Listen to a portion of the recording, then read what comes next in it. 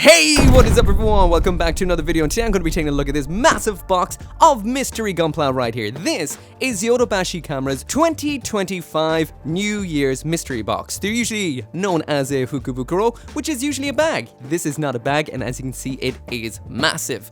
This really caught my interest when I saw it on this YouTube channel right here. I saw the box, did not want to see what was inside of it, but I did decide I wanted one of my own. This retails for 15,000 yen, which is in dollars like $94 or 94 euro there in and around. It's a big box, feels like a steal. But of course, if you can't go to Yodobashi Camera and get one of your own, you can probably, maybe at this point, not sure, get one exactly where I got mine, and that is through Bai. I got it off of Mercari through there. You can too. Link in the description. But yeah, I am totally excited about this right here. I don't know what's in it. I don't know if I have some of the stuff that's in it. If I have some of the stuff that's in it, at least I'll be able to link straight to what they look like while built. And hopefully there'll be something in it that I don't have already. Now, I will mention one thing about this. When I bought it, I had it sent and it immediately got rejected by Japan Post. So there was an item inside of this that is not okay for international shipping.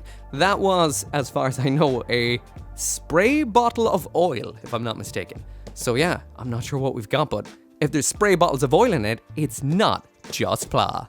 Alright, so getting the Gundam box opened with the good old Gundam themed knife. And this has been opened, well, it looks like multiple times. This is not its first time being opened. I think it might have been opened by the seller, opened by Japanese Post, and probably Irish Post, this post, that post. I'm pretty sure Bai had to open it too to take out the items that can't be sent. So it's now absolutely mummified in tape. All right, but there we go. Let's get in to the goodness inside. Oh, it actually had a handle under all this bullshit. Let's just free the handle. Yeah, so under all that tape and nonsense, there was a handy dandy carrying handle. That's pretty cool. Yodobashi are awesome. It's the otaku's heaven. All right, let's see what we've got. And oh, holy shit! I actually wanted that. And whoosh, an absolutely sickening transition away from seeing the goodness that was inside of this box. Now first I'm just going to mention and talk about something that's probably a little bit important if you're interested at this point, and that is how do you actually find something like this in Bai. Now I'll actually put these search terms down in the description so you can copy paste them. I just gone to Bai, went right over to Mercari, and then looked through there by pasting this in and had a look around. Now I don't know if they actually have one of these available right now. I'll pop it on the screen if they do or not. But in case they don't, there's a lot of other things you can buy. One of my favorite things to do is jump over to Yahoo Options, now called J-Direct Auctions, over on Bai, and write in the word junk Gunpla. This isn't actually junk. This is junk by Japanese terms. I did a video about it before where I bought a big box of what is junk Gunpla and got tons and tons of high-grade kits. So these are always great if you're missing things inside of your collection that you want to fill in. You want something for customs. Most of them are already pre-built, so if you want to build them, they're not necessarily that great for that. Mystery box, however, is. But I'll also put the copy-paste for junk Gunpla down there in the description too if you want to search through that. I'm addicted to it. It's a lot of fun. I also buy clothes off of there. It's not... it's a sickness. Back to the box. Alright, so what exactly do we have in here? Let's just fold that back out of the way and have a little bit of a peek. So far, very interesting. It does have a little bit of bubble wrap that may or may not have been popped by Yodobashi or by, I'm not necessarily sure, but yes, the oil in question is something I wanted, but I guess I'll never be able to get. That is from this right here. So this is something I've always wanted. Like I mentioned, they did take the oil out of it. This is basically upkeep stuff for your god hand nipper to stop it from getting rusty, to keep it good. Does it have any spare springs in here? That is always handy. I'm not quite sure. Let's have a quick peek inside. Why not? I shit you not. It's a fucking toothbrush. There's a toothbrush in here. There's no other way to put it. That is a toothbrush. Is that it? Is that all that's in there now? Really? A toothbrush? Because the oil is gone, it's just a box with a fucking toothbrush. Bye. Disappointment. Give me my goddamn oil.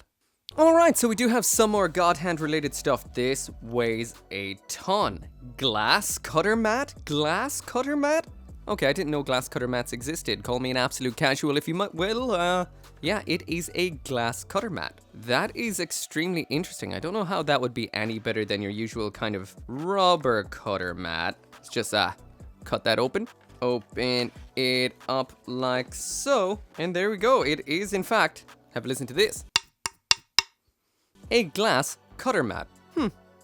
Interesting. Alright, so next up we do have a kit in here. This I have built. So that means I will be able to actually insert some footage as to what this kit looks like while done. So this came out this year, so it is last year I should say. It is a 2024 kit. It is the classic first ever released high grade, or should I say 1/44th scale Gundam kit. Just redone this year in color as opposed to being all in a kind of, greeny bluish white. So that is pretty cool.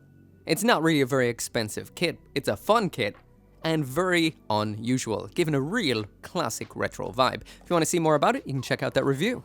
Okay, what's next in the box?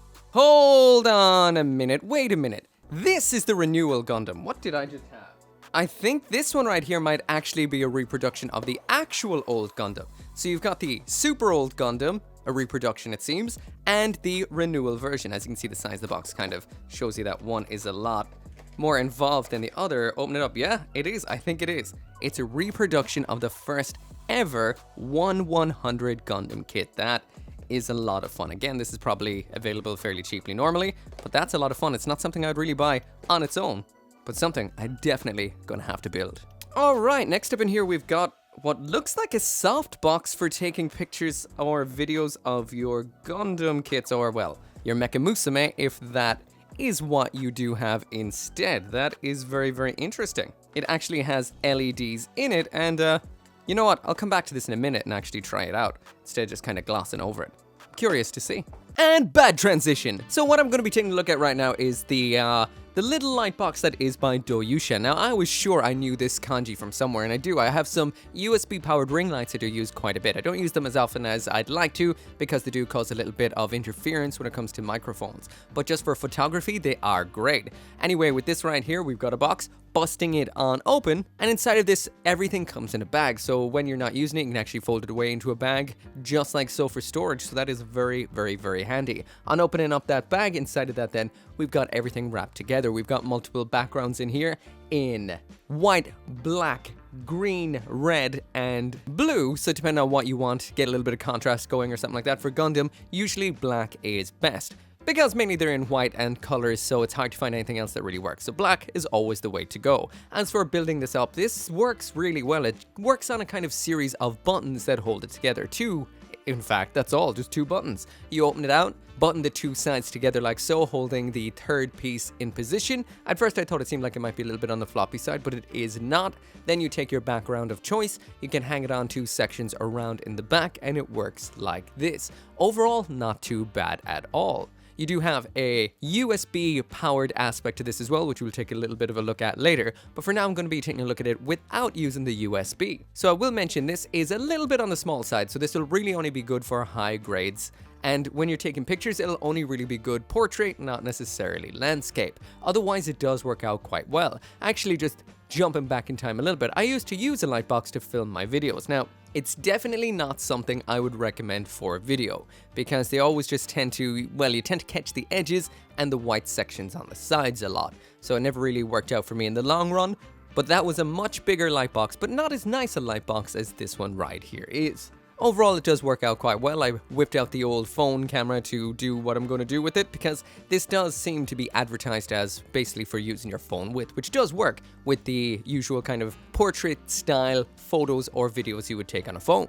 So yeah, I'm just setting this up. I just took the video just like this, and let's go to that. So if I do jump over to the phone, this is exactly what it looks like. I'm just recording it on the phone right now. One thing I did notice is there's a little bit of kind of marking like up there, but if you do actually set it up the right way and actually bring down the kind of brightness a little bit like that, you don't really notice it so much. Of course, if you go off to the sides, you will end up getting kind of the sides of the box a little bit. But of course, if you want to rotate it angle, you can just kind of turn it a little bit, bring it exactly where you do need it for your shots. Of course, if you do zoom in with a different kind of lens, you will get, less around the actual outside, so you can get a little bit of movement to it as well. It's definitely got more of a kind of portrait kind of in mind than it would work in landscape, because you're always going to be kind of grabbing the sides of the box just like so. Even if you do zoom in like so, unless you're only using extreme close-ups, but then it starts to get a little bit out of focus. You could crop it a little bit. Again, this is a video, not a picture, but overall it works quite well for something so small. Honestly, I think it's pretty cool. So yeah, now it's time to actually check out what the actual LEDs in here do. So it just plugs together very easy. You just plug in the USB up top like so, and then you need to attach it into a standard USB on the other side.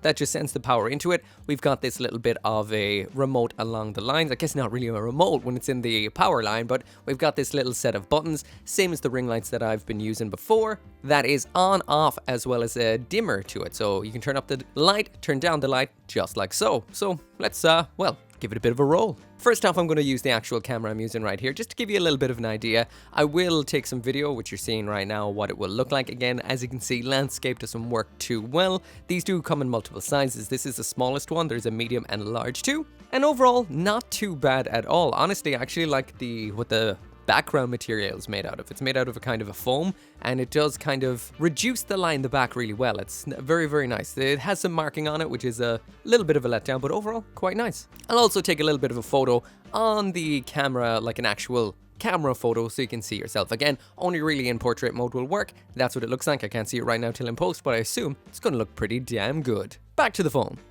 Alright, so back to the phone so you can kind of get an idea of what you'd be getting yourself if you were trying to take some images. Now, I do have a couple other lights on, so I'm going to turn them off, that one off, turn that one away entirely. Whoa. Chill out, will ya? Get where I want you to be. Okay, so this right here is what you're going to be getting. So, of course, you can mess a little bit with the brightness like so, get it a little bit better like that. This is making the kind of lines up there pick up a little bit more, but overall, not too bad. If you do move it forward, you might lose some of the light. Actually, it's dynamically lit like that. That's not too bad. Again, if you zoom out, change the lens, you will get something a little bit different.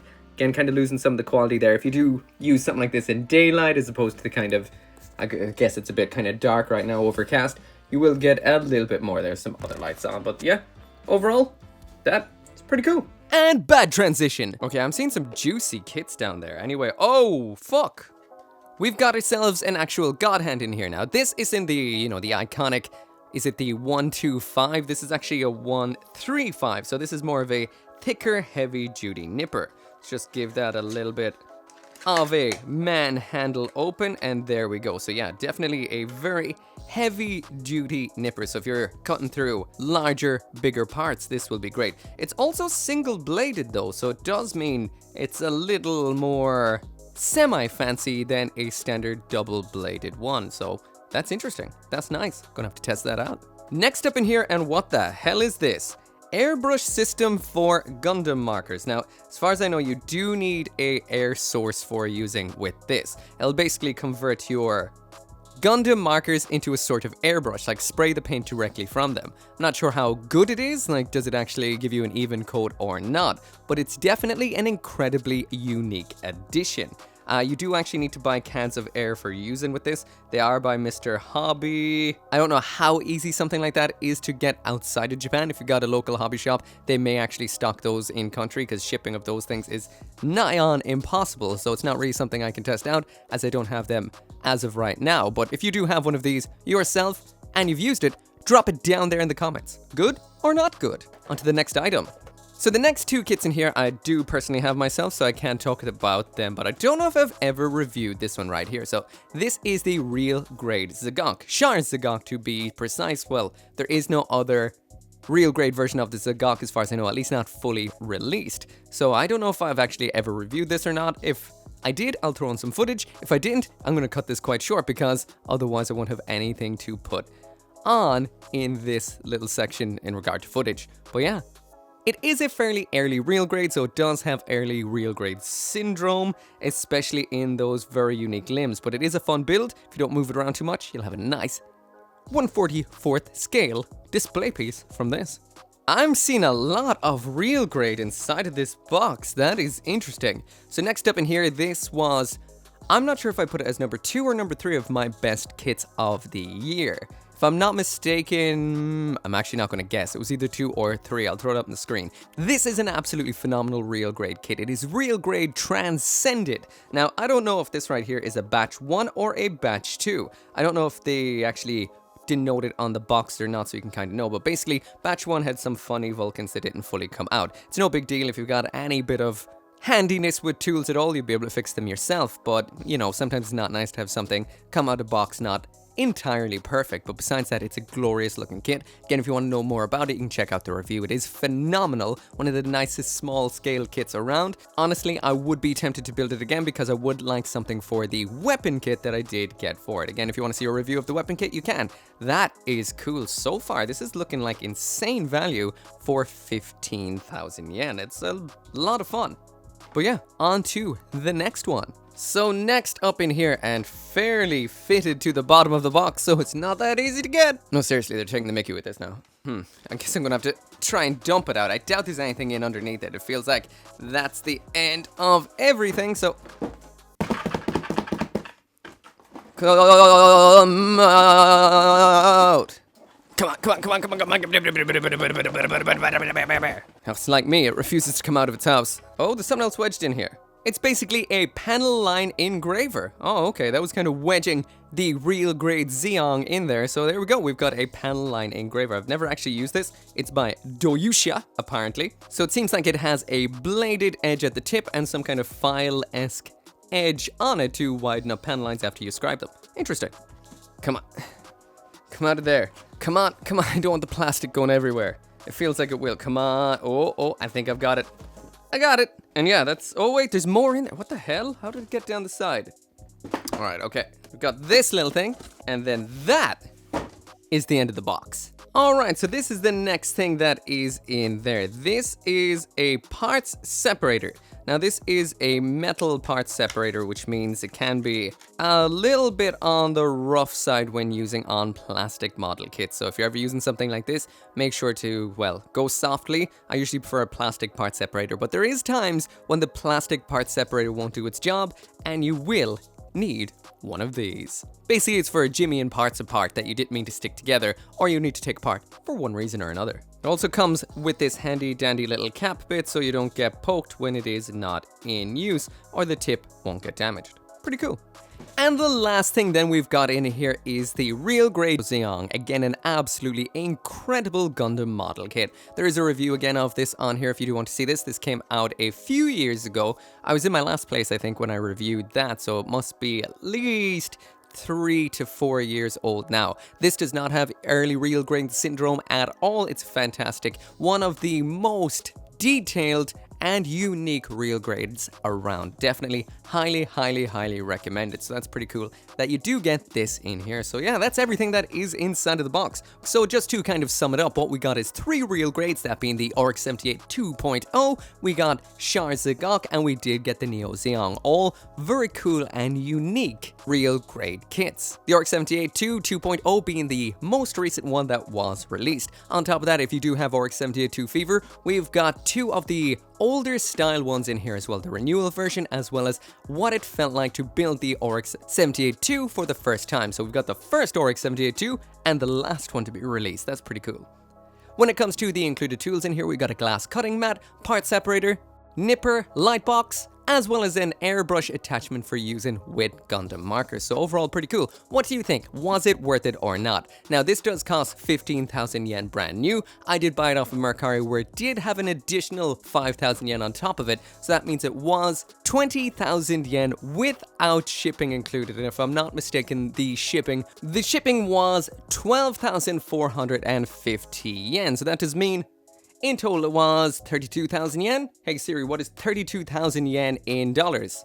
211. So in total, it would have been $211 or euro. So what do you think? Worth it? Not worth it? Drop it down there in the comments. Would you get one? Would you not? Anyway, as always, thank you so much for watching. If you do want one of your own, I got it through buying, link in the description. Make sure to come back for more Gunpla content, and I will be seeing you next time. Bye-bye. Once again, I can't finish this video right here without special thanks to the channel members and the patrons over on Patreon, including Simon Paskin, Abraxas, Caleb Engelhart, Joe, RG59061, ShadowWolf179, Van Fawn, and Scotty Thomas.